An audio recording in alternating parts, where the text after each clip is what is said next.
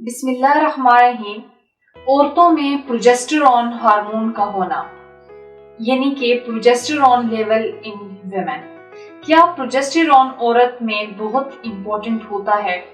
अगर progesterone hormone की कमी है या प्रोजेस्टेरॉन लेवल हाई है तो क्या औरत फीमेल इनफर्टिलिटी की तरफ जा सकती है यानी कि बांझपन का शिकार हो सकती है? मुकम्मल मालूमात जानने के लिए वीडियो को आखिर तक लाजमी देखिएगा। अस्सलाम वालेकुम नाज़रीन, होपफुली आप सब खैरियत से होंगे। आज मैं बात करूंगी खवातीन में प्रोजेस्टेरॉन हार्मोन के बारे में कि ये बेसिकली क्या काम करता है, इसका औरत की प्रेगनेंसी से क्या ताल्लुक है। सबसे पहले तो ये बताती चलूं कि प्रोजेस्टेरॉन होता क्या है। ये एक ऐसा हार्मोन है जो औरतों के अंदर भी बनता है और मर्दों के अंदर भी बनता है। ये औरतों में ओवरी के अंदर बनता है और ओव्यूलेशन के बाद बनता है, यानी कि जब एग ओवरी से रिलीज हो जाता है तो इसके बाद सीरम प्रोजेस्टेरॉन के लेवल बढ़ना शुरू हो जाता है।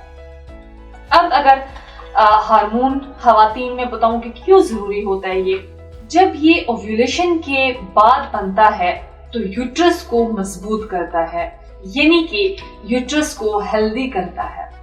इसके अलावा ये हार्मोन यूट्रस की वॉल को थिक करता है ताकि जो बेबी है यूट्रस की वॉल के साथ चिपक जाए। और प्रेग्नेंट वुमेन के अंदर प्रोजेस्टेरॉन लेवल हाई होने चाहिए जो कि प्रेगनेंसी को मेंटेन रखे। जब प्रेगनेंसी में प्रोजेस्टेरॉन लेवल हाई होगा तो यूट्रस को कंट्रैक्ट करने से रोकेगा और प्रेगनेंसी को मेंटेन रखेगा, तो मिसकैरेज होने को ऑब्वियसली प्रिवेंट करेगा ताकि फीमेल का मिसकैरेज ना हो और बेबी हेल्दी हो जाए।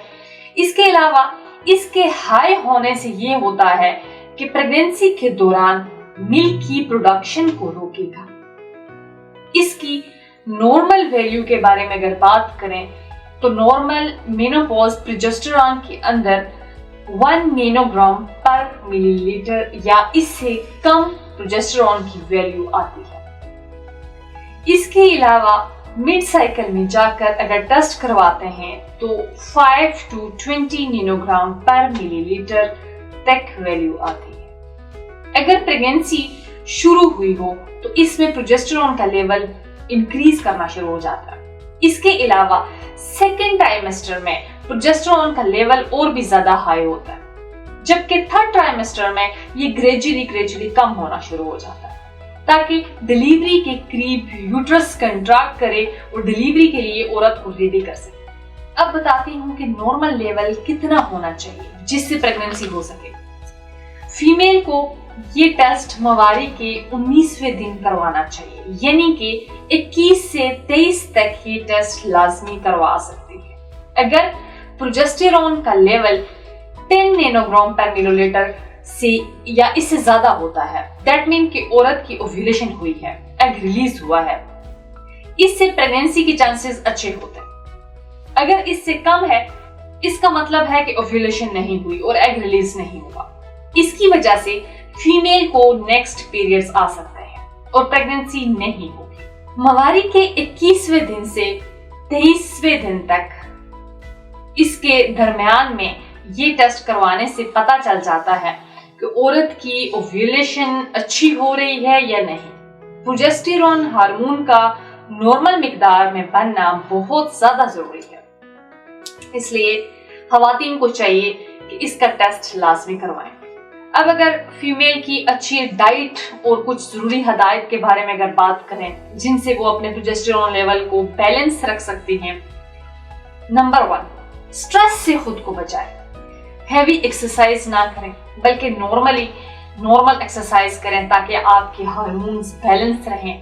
नींद 8 से 7 घंटे जरूर लें, ये आपकी अच्छी हेल्थ के लिए बहुत जरूरी चीज है। इसके अलावा अच्छी डाइट यानी कि डाइट अपनी बैलेंस रखें। कबेज, वॉलनट, बनाना वगैरह का इस्तेमाल कर सकते हैं।